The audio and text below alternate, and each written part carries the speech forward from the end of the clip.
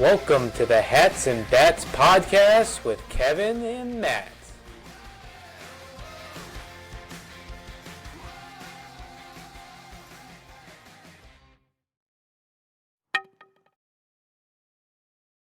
Okay, so for our second segment, for rounding second, Shohei Ohtani, what's going on?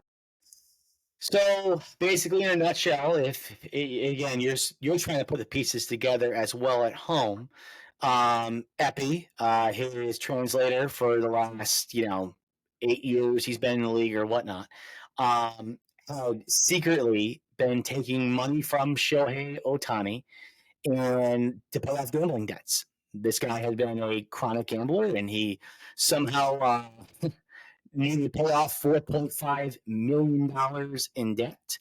And a wire transfer was sent to a bookie out of Southern California. The FBI discovered all of this and now has launched an investigation into the matter. And this is where we are. There are two pathways, it seems like, that is really confusing. When you look at both paths, it's like, okay, these aren't exactly lining up. So pathway number one is that Shohei Ohtani knew absolutely nothing. He didn't know his buddy was a gambler, didn't know he was stealing money from him. Apparently, he doesn't look at his accounts. He trusted Epi to take care of all of that for him. And this was all done without Ohtani having any knowledge for it. The other path is that's not true. And that Epi, when he was first questioned, I think by the Dodgers or by the FBI, had said that Ohtani had knowledge. And when that money wire transfer was sent, that's what makes this a criminal act. In fact, there was an actual money wire sent over to the bookie. That Ohtani gave him the approval to go ahead and do it, and therefore understood the reason why he was sending $4.5 million to this guy. So isn't Ohtani's name on the wire transfer? He is. Now, I believe you can have two names on the account. If this guy was granted access to the account, I believe it can be sent, even though Ohtani's name's on it. It's like kind of like a joint account, like something you would open up with your wife. All right, so if that's the case, Ohtani he might be able to justify it. That's where the evidence takes us. Unfortunately, right now, because the FBI is handling it, and rightfully so, because it's a criminal act, that we don't have access to all this evidence. All we have is a very small amount and a very small timeline when all of this went down. Because 10 minutes prior to Ohtani being called into the office by the Dodgers to let him know that his best friend, really the only guy he talks to in America, because now you're hearing all these reports come out about teammates not really having any kind of relationship with him at all. Ohtani keeps to himself. This was his guy. This was seems to be his only guy. And Ohtani was, I guess, laughing with him, with Epi, the translator, 10 minutes before this meeting went down. So apparently he knew absolutely nothing. He knew nothing about this meeting. He didn't know it was going to hit the fan. He knew nothing. So with a small amount of evidence, we are just left to speculate. How much did Ohtani know? And more importantly, how involved is Shohei Ohtani? Now, I'm not trying to be dramatic at all. I think if you listen to part one, I hope that now you can understand that I am really into baseball history. I love baseball history. It's my number one passion. I can read every book that is given to me about the subject. This will be the biggest scandal, and I would argue all of sports, if Ohtani is connected in any way, shape, or form. This will be bigger than the Black Sox scandal. This will be bigger than Pete Rose. For what Shohei Ohtani now means to the game of baseball, and the fact that baseball over the last 20 years has dipped in popularity, and they now have this superstar that they can market, and they have been marketing more than anybody else since the steroid era.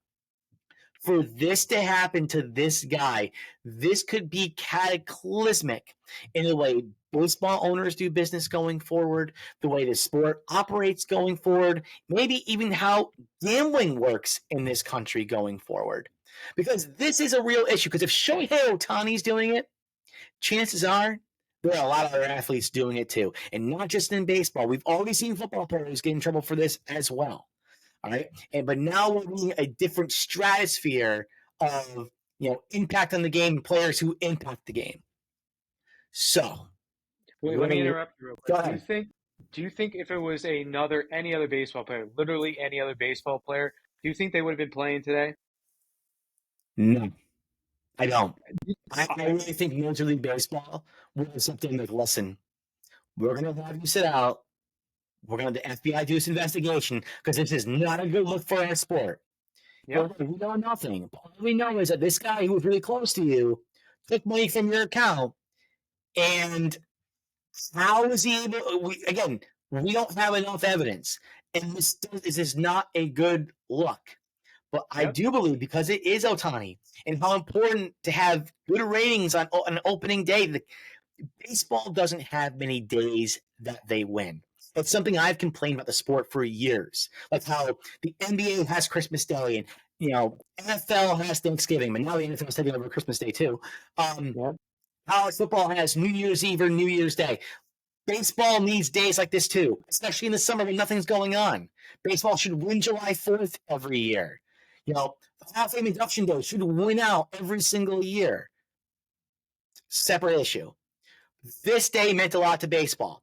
Ohtani debuting with the Dodgers. This was supposed to be their day.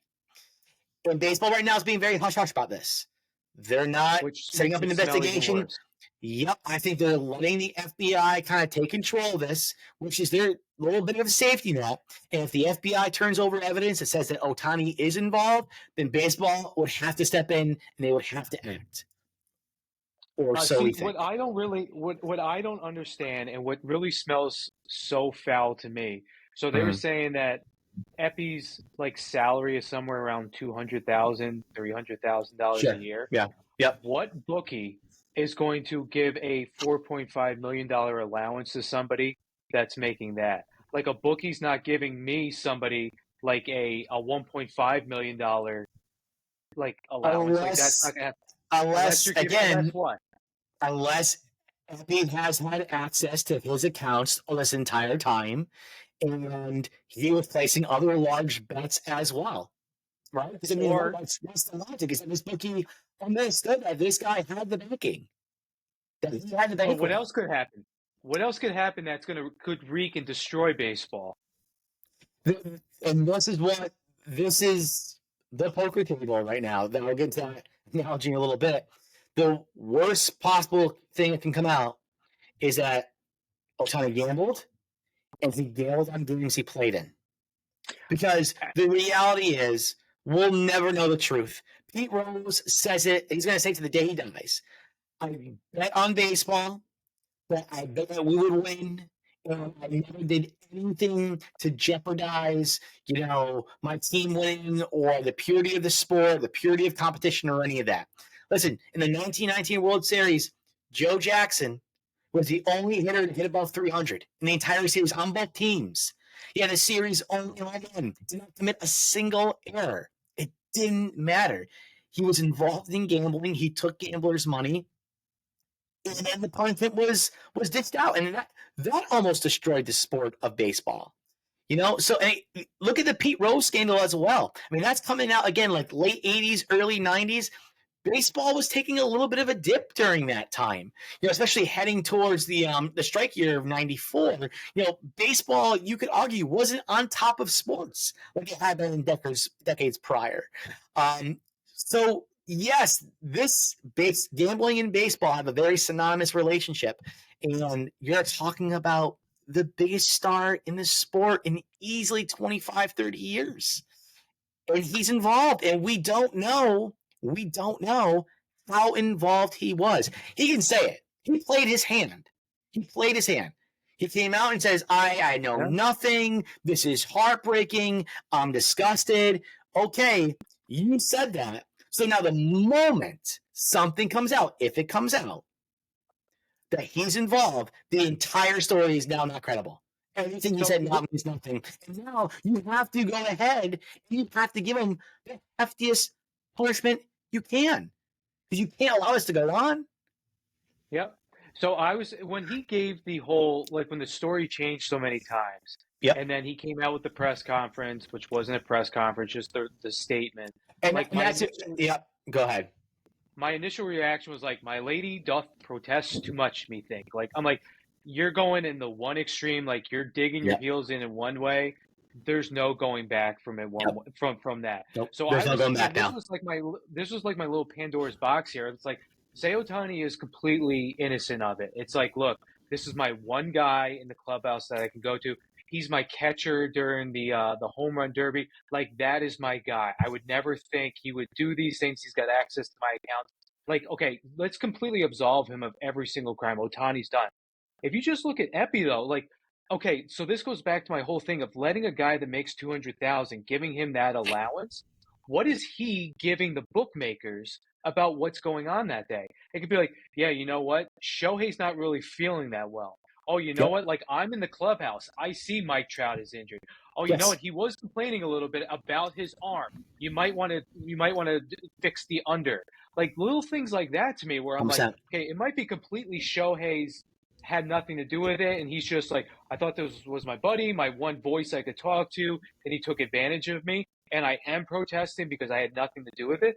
But to me, there's like all these like underground roots now where it's like, who knows what information was given out that swung lines. So like I sent it to you. So there's the one thing where at Johnny Smokes on Twitter, he gave a whole list of things. Yep.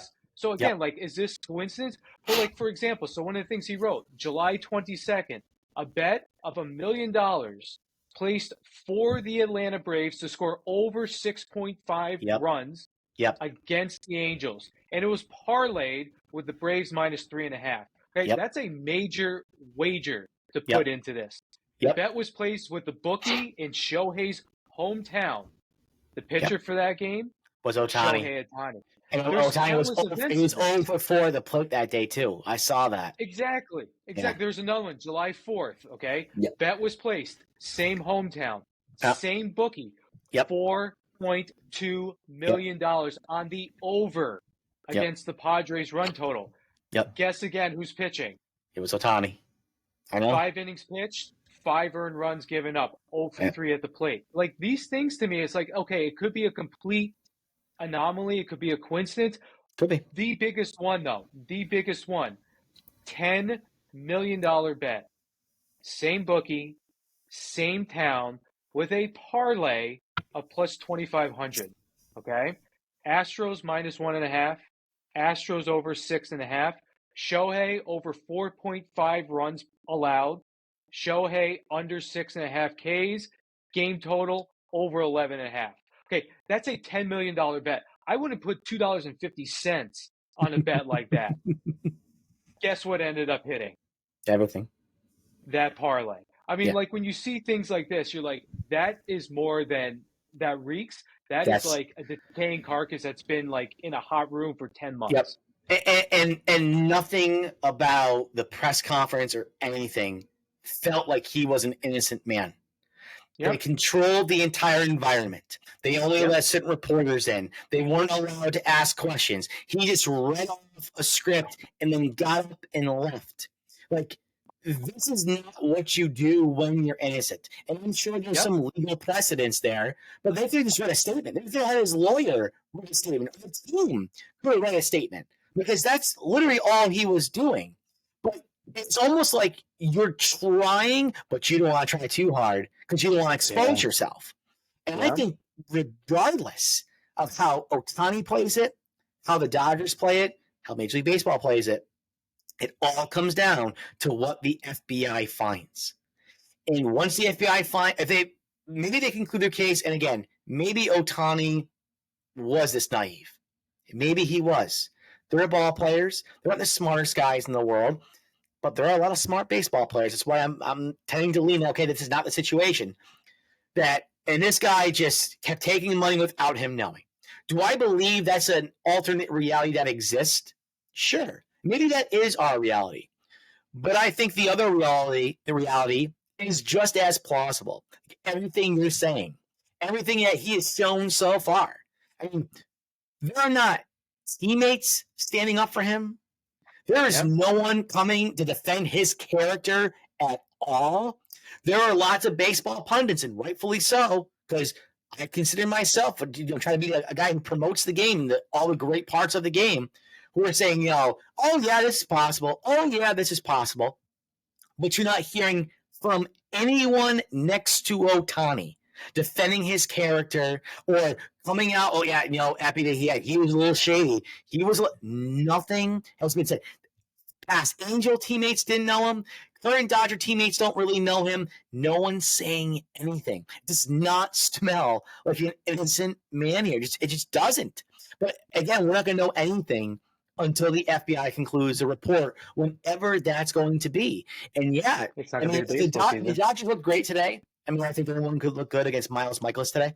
But if the Dodgers rip off, again, 100 wins, and they have the first seed going to the playoffs, and the FBI comes out and says, oh yeah, we have this right here. This is his signature. This is him on this phone call. This is him doing all this stuff.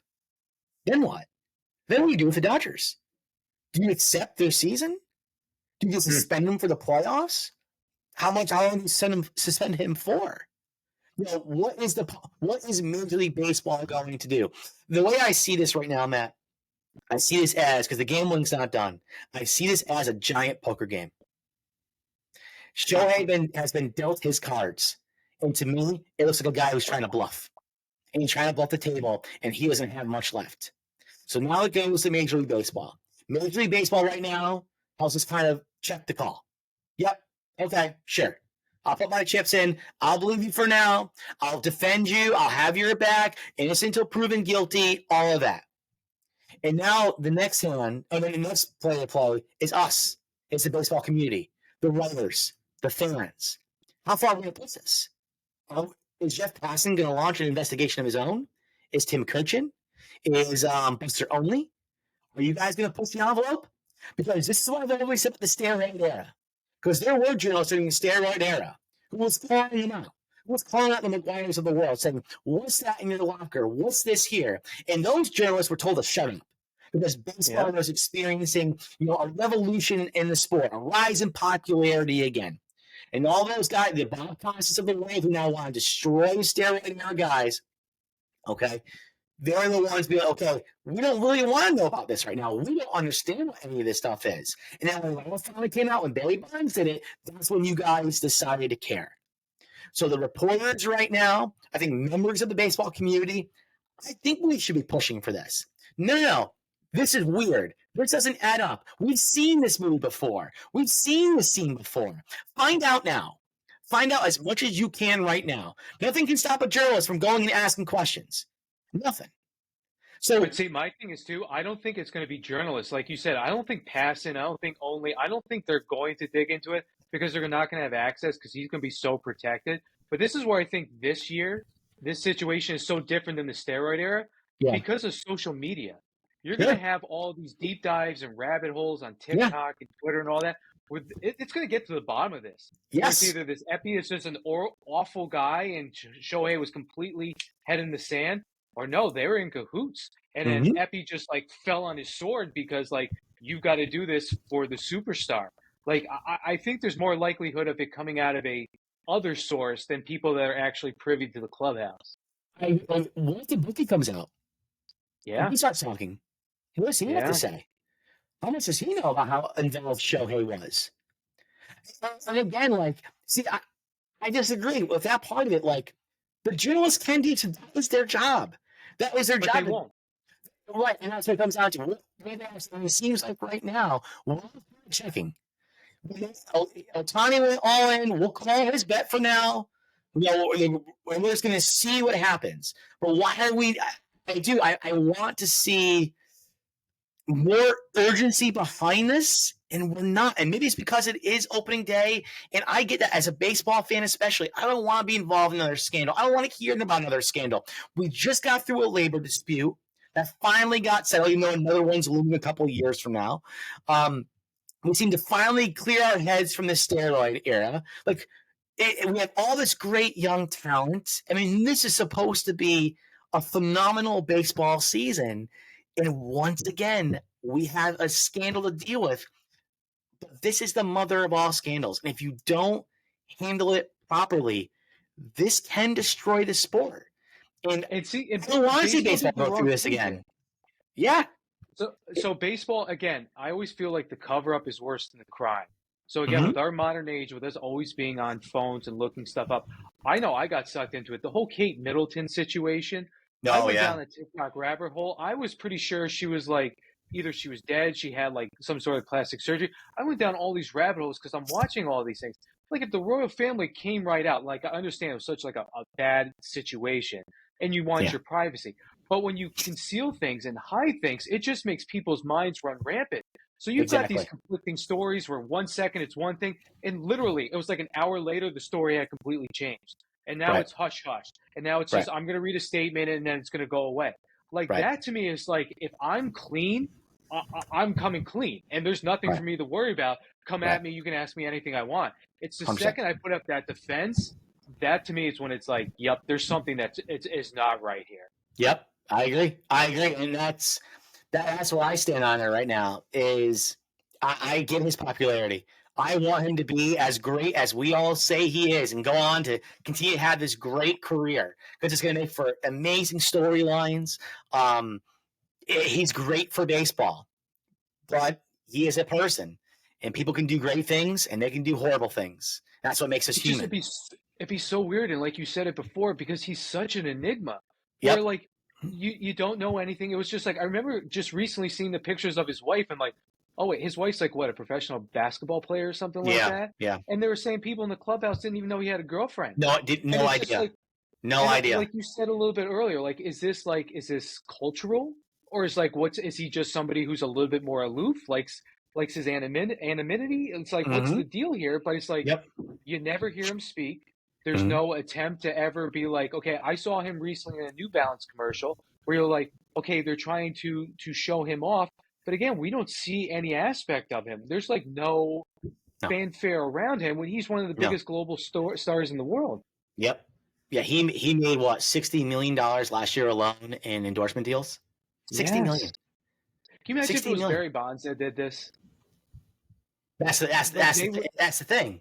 That's the thing. And again, we were okay with the steroids when it was just McGuire and Sosa doing their thing. When Bonds did it, now all of a sudden it's a deal. Now all of a sudden this is an issue.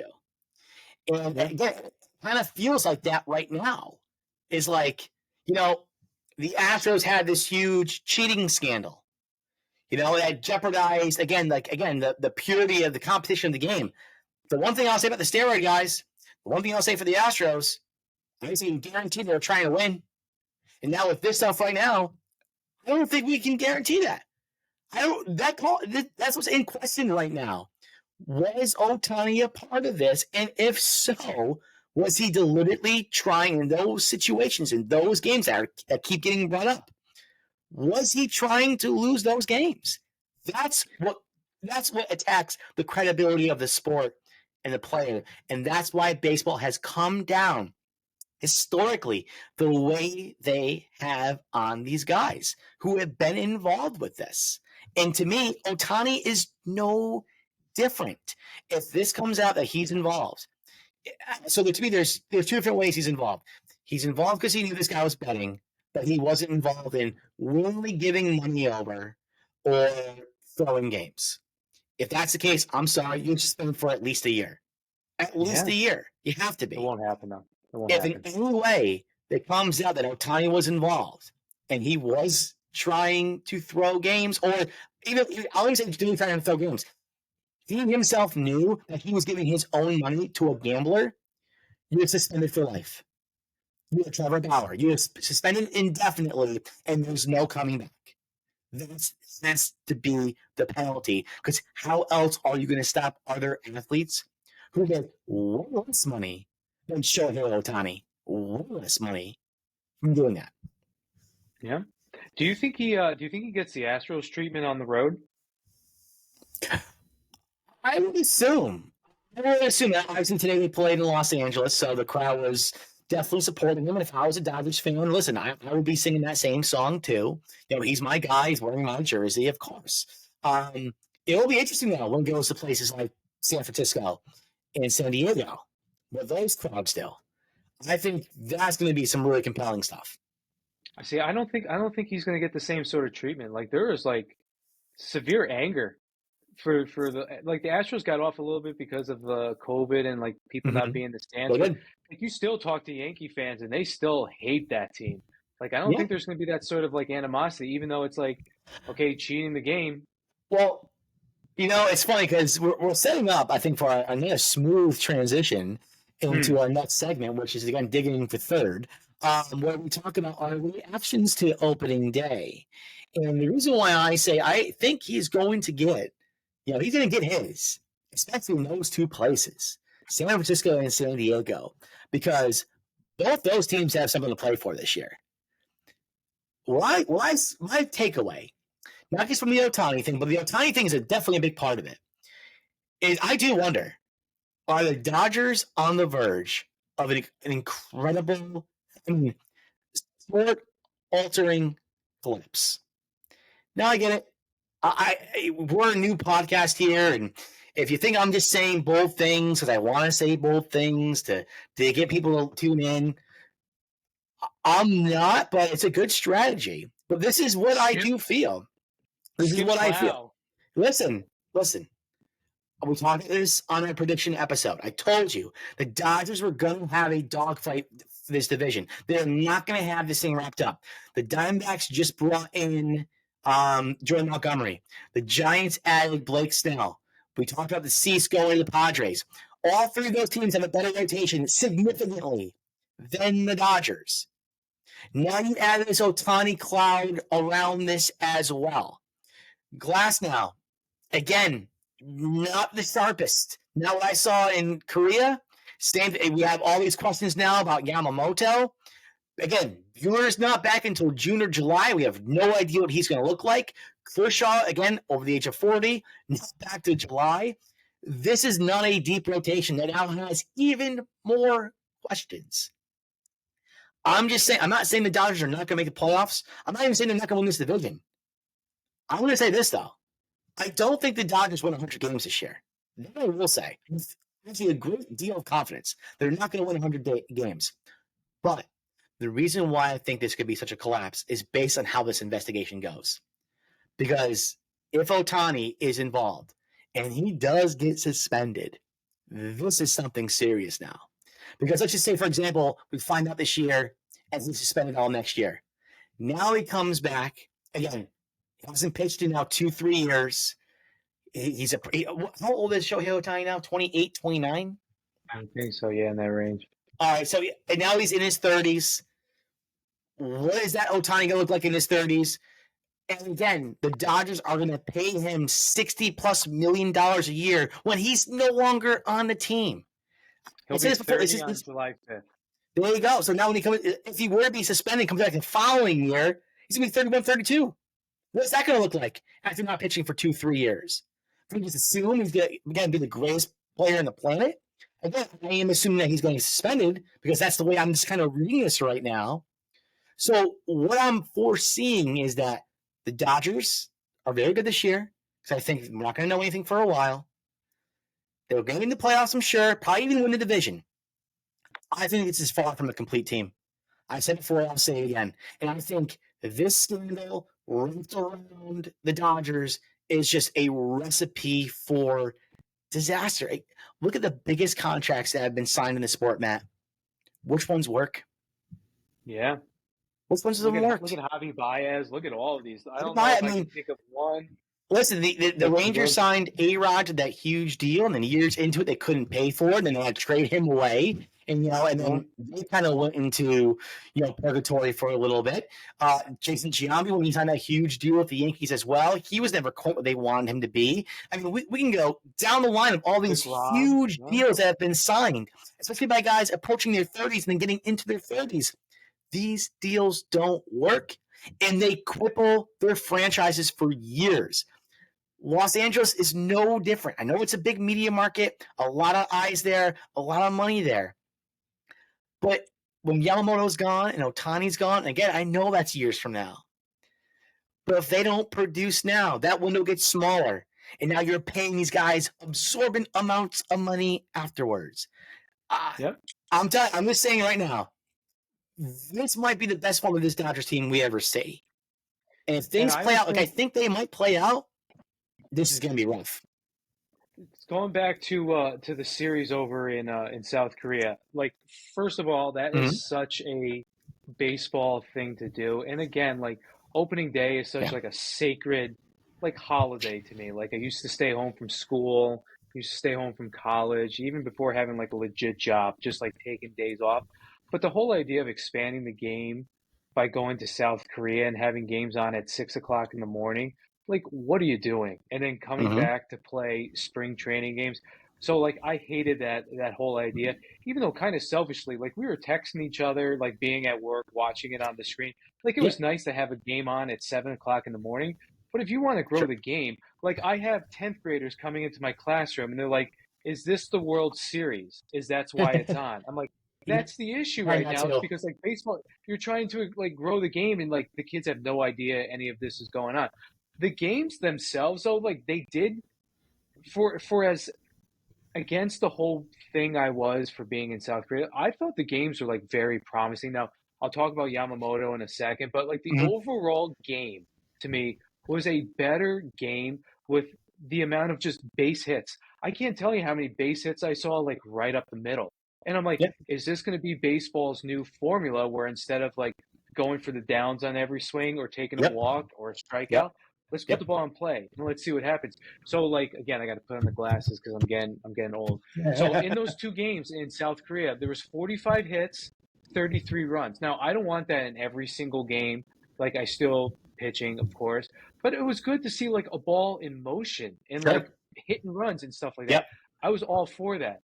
But then watching Yamamoto, and like we talked about this before, what Todd Frazier said, his fastball, it doesn't matter if it's 98 or if it's 108. It's flat. Exactly. Todd Frazier's like, that is a flat fastball. I don't care how fast it's coming. Major League Baseball players are going to put that ball in play. Once he learns, like, okay, I've got to lead with my secondary and then play off that with my fastball, he'll adjust. But by that time, hitters are going to adjust as well. So, again, this is like a flash reaction, but I'm like, this guy, what is it, the biggest free agent pitching contract in baseball history? In that first game, did not look good. Okay, microcosm, small thing. But then you go back to spring training. And it wasn't like you're watching somebody where it's like a DeGrom fastball where you can elevate it and the ball gets by you. I'm even thinking back like a long time ago when it was like John Maine on the Mets. I remember John Maine threw like 94. But he was up in the zone and he had movement on him. The ball exploded out of him. And you're like, why is somebody throwing 94? Why is he able to like pitch at the top of the zone? Yamamoto, it looked different. And maybe it's because the effortless like wind up and release and all that. But I don't see that bang coming out of it. And he's got like the Uncle Charlie and it's devastating, but he's got to be able to play off of that. And he can't do that right now. I think that's just as big of an issue as Ohtani. Sure. And I think he looked very uncomfortable throwing his breaking stuff too. He had a hard time. I mean, I didn't want to say locating, controlling. I mean, there were times he was just spiking it in the ground. He was, way outside the strike zone. He looks like a guy since he's gotten here that has not looked comfortable at all. And maybe it will take a year's worth of adjustment, in order to really kind of like settle in and become what the Dodgers hope he's going to become. But again, you're the Dodgers. You're here to win now, not 2-3 years from now. And, they can say, oh, well, we have him for 10 years, so we're going to be patient. We're good enough what we have. I don't think the Dodgers are good enough for what they have. Real quick, I just looked up Yu Darvish when he first came over. I got something right off of that. I'll play right off. Yeah. And he won 16 games that year, but he had a 3.9 ERA, which isn't anything really to brag about, too. So there was definitely a learning curve there for you as well. And when I look at Yamamoto, it's kind of like a similar makeup, but now you look at all the stuff that Yu Darvish throws now. He's impossible to try to barrel up at times, and maybe that's what he's going to need. But you're right. Maybe it's going to take a whole year for that to happen. And so playing again off of people coming over here pitching for the first game, I thought Senga for the Mets. I don't know why I thought this, but I thought his first game that he got rocked. And I'm like, okay, why do I think that? But Senga's first start was like 5 1/3, like 8 strikeouts, like 1-run ball game. Yep. And I'm like, okay, and he hit the ground running. And again, like I know the ball's different. I know hitters are different. I know you got to learn like what you're doing. But again, with Senga, it was kind of like that okay, what is the ghost fork? Like, what is that? There's some sort of like intrigue around him. Mm-hmm. Like, it looked like he knew how to pitch. Now, again, snapshot, Yamamoto could go on and win 15 games, and I would not be shell-shocked whatsoever. Sure. But it did not look like somebody where I'm going to be like, okay, you're my ace for the next 8 years. Yeah, I agree. I completely agree.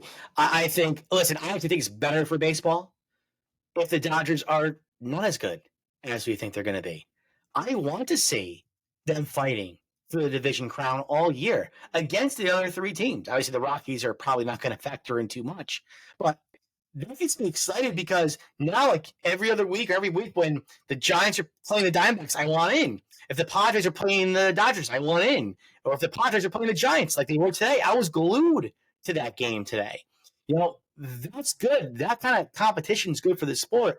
And I'm finding more entertainment value of the Dodgers not being this behemoth we thought they were going to be. I just wonder if we're starting to see the roller coaster is now reached its peak, and now are we going to start to see it come crashing down? Maybe not in a calendar year. Yep, maybe not in this calendar year, but I think with everything that's going on, the Dodgers are on a little shaky ground right now. I agree. And if the Mets made that deal again, this can all turn out, but I would be panicking, thinking like, what? Yeah. Same old Mets. But the Dodgers, I think that's part of it too. That's our makeup. Yeah. And I think this is our makeup. It's like, oh my God, the Mets, and we're going to say, oh God, what a Mets thing to happen. If we sign Shohei, this information comes up, like, yep, see, here we go. And that's because we have seen catastrophes. You know what I mean? Like, we've experienced them. And maybe that's just where our brain goes. That's our Mets thinking there. But to me, I don't look at it so much as a Mets thing. This is all baseball. No one's invincible. No matter how much success you have. And I know everyone wants to bank on this Dodger success that they've had over this last decade. And I get it, because they've had lots of it. But no one's immune. No one's immune to the fall. And I do wonder with these 2 signings and what's going on now, and just the way I see how this team is built, I do wonder. I think we're all way too high on them. Or maybe I'm just way too low on them. So I like to think I'm right. I think you will be right. I think I'll see. I think they're severely overrated. And speaking of overrated, let's go to segment 4. Let's come on home. Let's come on home, baby. Segment number 4 with the release of MLB The Show. Yes, sir. We just talked about the Dodgers being overrated. Yep. Collapse, not living up to expectations. Dude, why do you like the show so much? I do not understand. Am I just not getting it? Am I just not good enough? I tried again. Josh and I played last night, and literally we played like 3 innings, and I'm like, dude, let's go on 4 now. So why is this so good? Why don't you tell me first what your issues are with the game? And right. If I have an issue with your issue, I'll let you know. All right, I'm going to get my little soapbox out here. All right. So when the show first came out, I remember playing it when I was an undergrad at Albany. I remember playing it on PSP, the handheld. Yeah. And it was like the best thing in the world. Like I absolutely loved it. Like a portable baseball game. To me, it was top notch.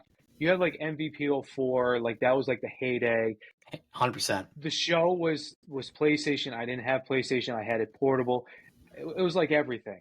Yep. The last iterations of the show that have been available on Xbox, Okay. thank God they've come out on Game Pass, because if I dropped 60, $70, I would have been livid. They are, and you've said this before, and I don't want to steal like your thunder here, No, it's okay. but like they are absolutely doing the Madden sort of like business plan where they are putting out the same game every year. Yeah. There's no change. I don't see That's like that's if one of I my didn't complaints know about that it this was year. 2024, if it was Jazz on the cover of it and not Vladdy, I would have no idea that this is not 23. So when I played, now you and I, again, I admit I am not good, but I'm not good at a lot of video games, and I can still have a good time. I do not enjoy it at all because, first of all, I feel like it's slow. And I understand baseball is slower and you've got like the progression and the flow and everything. I get that. But to me, like when we played Yep. a quick game, and my Yep. whole thing is it's like it rewards you for not pitching like a major league pitcher, where it's like, okay, I'm going to set up certain things to feed off of something else, where it's not a traditional baseball simulation. Like I am not, if I'm a pitcher, okay, I don't want to go with fastball right off the bat. I'm going to go off speed. So I might go off speed away. And then, okay, I'm going to judge your swing, and then I might elevate your eyes, and I might come back at you again. I feel like the show doesn't reward that sort of strategy. And the game that I played against Josh, and I played another unranked game against somebody, I have no idea who, it rewards you if you don't throw strikes. And I know you're going to come at me and be like, you got to be able to like read it out of the hand. But I don't know if it's my internet connection. My upload speed's like 250 megabytes a second, so I don't think like that's the issue. There's always a hiccup when I'm playing online where if somebody throws 6 different pitches, I've got to be sitting on a fastball if I'm 0-2. I can't read it out of the hand if it's a fastball or if it's a slide on the corner that bends 6 inches off the plate. Like, how am I supposed to be able to adapt to that? Like, what am I doing? So I would say, so the first issue, I'm right there with you. That's one of the things I was saying as well, is I do feel that they're falling a little bit into the Madden trap. Where because they have no competition, there's no other baseball game that's out there, that they can kind of keep regurgitating the same thing. Diamond Dynasty is exactly the same. You do your conquest, you do your mission. Yeah, go ahead. Can you explain to me what that is? Because I don't know. So is that the collection of cards and I'm building a team? Yeah. Okay. That's a lot of fun. That's a lot of fun. How do I get a card? Yeah. So I'm playing Diamond Dynasty. I just started. Do they give me a pack of cards and I'm stuck with like Birdie and like Rojas? Like what's the deal? What do To start, so I'll tell you right now, Matt, I believe my team right now is like an 86 or 87 overall. I have diamonds at almost every position. There's a couple so diamonds are like the best players. You know, so right now the highest rating in the game right now I believe is like a 92. That just came out like today with this new patch, which is hilarious. This new patch, if you have not heard about it, the players and how they look, it's awful. But like you can get a Clayton Burns card, it's like a 92 overall. A Juan Soto is like a 92 overall. Best guy on my team right now is an 89 diamond, but I played so it's Nolan Arenado. And I play so well with him because I'm so used to his swing. I use him every single year that his attributes are boosted, and now he's a 91 overall.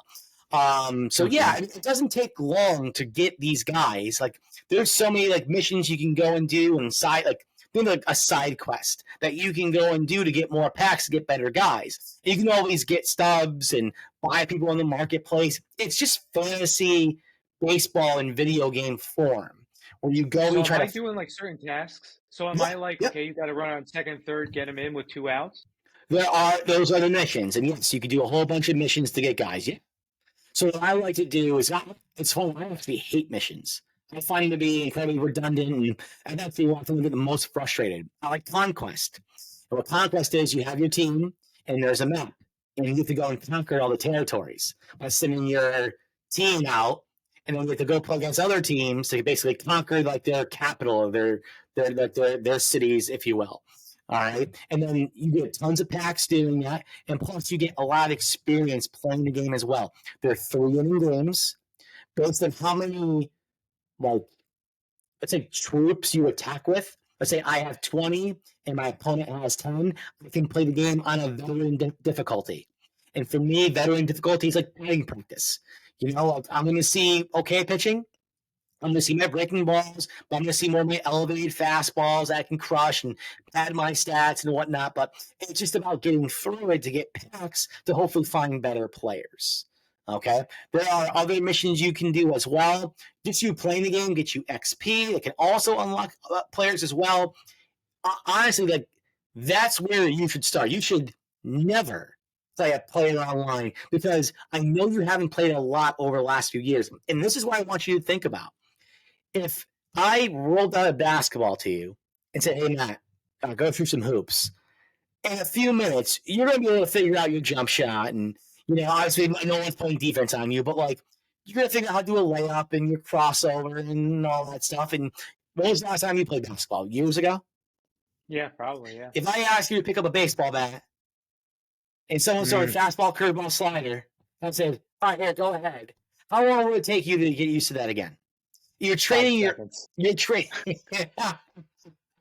I listen. I wish I could say the same. But if I was 15, it would take me still 10 years to learn how to hit that. And that's my point.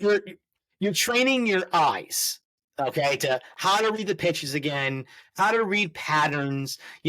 Especially the guys online, they all have patterns, especially early on, once you get to the higher levels. Like, you look at it as sequence of pitches. I look at it more as, okay, attacking regions. Okay, based on how players swing, what players look like when they swing. So a perfect example, okay? Lefty on lefty crime.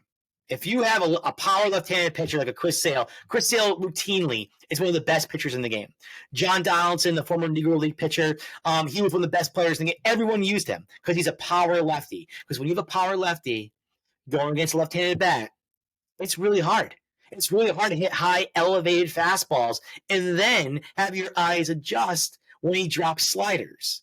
So that's the way I look at it as well, too. I'm attacking different regions based on how you're swinging. So, like, for example, if I can tell you're having a hard time with that lone away pitch on the off-speed stuff, I'll sprinkle in a fastball every now and then just to keep you honest.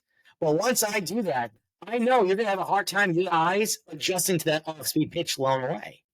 So, like, that's the way I look at it more, too. You look at pitching, I think, more like poetry. Like, fastball high, curveball blown away, changeup blown away. You know what I mean? Like, two-seam fastball, outside corner, bust you with a sinker, inside, slider away. I look at it more as, I'm coming at your throat. Here it comes. Can you hit it? And if you can hit it, then I'll adjust. Then I'll try to play that game. Okay, let me change my sequencing up to hopefully just confuse you. But when players show their hand, when they tip their hand, they can't handle high fastballs or they can't handle the off-speed stuff that are balls. And that's what I was saying to you, too. You have to learn how to be patient. But to me, that's like real hitting. If you expand your strike zone, like look at Javier Baez. That's where I'm at my worst in the game when I'm going through those ruts where I'm swinging at everything. And then it doesn't matter what the pitcher throws because you ain't hitting it. But the thing is, too, and like my issue, again, the limited that I played, it's like you should not be rewarded for throwing a changeup up in the zone or for throwing a split up in the zone. Like, that's not happening in baseball. Yes, I see what you're saying. Yes, in that part there, absolutely. But you'll realize if you keep playing the game more, those mistakes are going to happen less and less. Because when those things do happen, again, it's you adjusting. It's just your eyes adjusting to the game. Again, like you need like really good. This is not FIFA, and this ain't Madden. Where it's just like you can just kind of sit back and just kind of do your thing. Like I am engrossed when I'm hitting. Like I am trying to see everything and yet also slow myself down as well. Like I'm always upright. In Madden or FIFA or 2K or whatever, like I'm sitting back, I can be relaxed. You can't in the show. It's just that's why to me I've always considered the best simulation out there for the last 5, 6, 7 years because no other game does that to me. I like some of the little nuances. Like, so I was playing with the Dodgers. Actually ended up getting like a double with Freddie Freeman.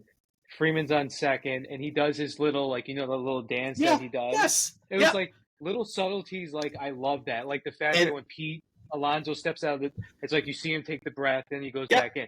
It's those little nuances. Like I love that. And they did a great job with that this year. Yep. But then it's like, again, I don't know if it's like with playing online, there is a hiccup from like the release point to like when the ball gets into the zone where it's like it just drives me insane. It's not fluid.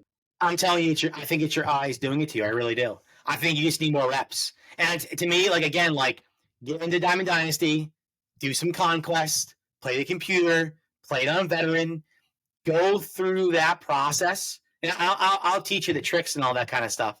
Like how to get like more troops or whatever, how the hell you want to phrase it. But you need an elongated spring training. And that's what the beginning part of this is, because the reality is 3 months from now, all these players that we're using right now, we're not going to be using them because they're going to be better players in the game. Yeah. So this is just about learning who you like to hit with. That, to me, that's the most important thing in playing the show, is who you like to hit with. So I was talking to my brother about it, and Kim from the Padres. I let it swing. It's super quick. My brother hated it. And we played the card twice. He's like, I'm done with this card. I love it. Mariano's another guy. I've always loved his swing. Luis Robert, I've always liked his swing. There's certain guys in the game who have big hitches, like Stan Musial. Every year, I think I can use Stan Musial. There's a hitch in his swing I can't get used to. It's a slow swing to me.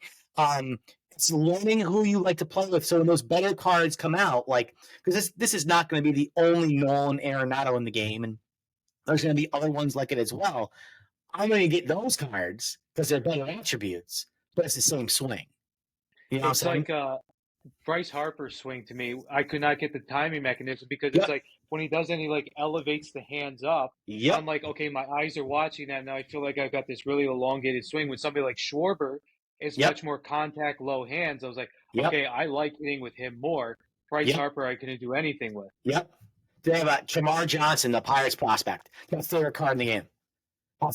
There's something about short players I've always loved playing with in a game because they all have short swings. They're just right to the ball. And it's kind of like, too, with some of the pitchers that go like with nobody on from the stretch, like Corbin Burns, when I was pitching with Burns, loved it because it's like that like it's not necessarily, it's not a windup, it's not the stretch. It's like that really compact motion home. Give me that all day. But when you have some of the Japanese pitchers where it's elongated, the hitch, there's no way I'm timing anything up. I can't do it. But I agree. Same thing with pitchers. And to me, like, my favorite pitchers in the game are the ones who have multiple fastballs. 14, 2-seam, sinker, cutter. Give me those guys all day long. All I need is one breaking pitch, and I can make those guys. But the Corbin Burns of the world, I love using. I just picked up Jose Leclerc, who's in my bullpen now. Love that. Zach Wheeler's really good. Yeah, the issue with Wheeler is, what's my issue with Wheeler? I don't think he has a slider. Yeah, it's a long motion. I don't think he has a slider, I think, in the game. But something about the Wheeler card I'm not a huge fan of. The Brain Sprite, Mets prospect, love that card. Absolutely love that card. Look, a little thumbs up there. Nice. How'd you do that? I didn't do it. It's been happening on my phones. I thought it was just on the phones. That happens? Yeah, I did that. Can you come back? Nope, nothing. That was weird. Well, hopefully you guys saw that at home.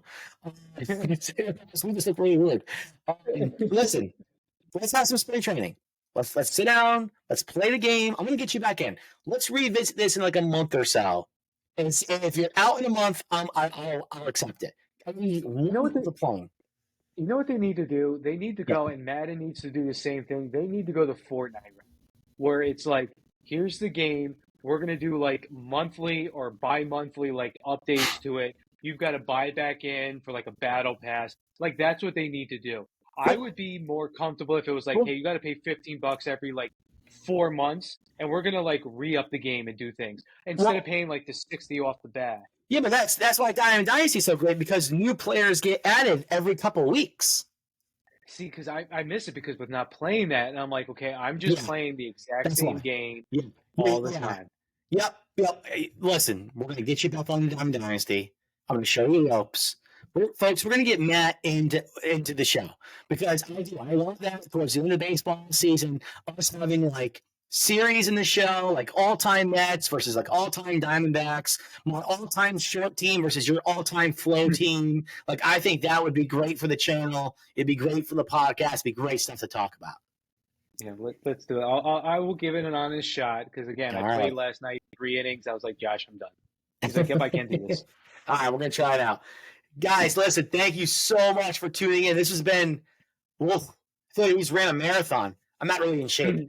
So I couldn't really tell you what that feels like. Look at you. I know you're the runner. You're the runner in this.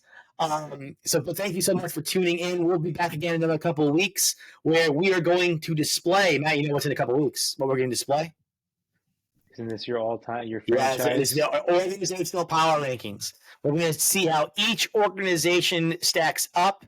We're going to have a little fun doing it as well. I have some ideas I think you guys will enjoy as well. And else, we'll see. Maybe we'll get more clarity on the Ohtani situation. Probably not. But the baseball season will be rolling. We'll have lots to talk about. Thank you so much for tuning in. Enjoy the Mets game. Go Mets. Let's go Mets. Yes, sir.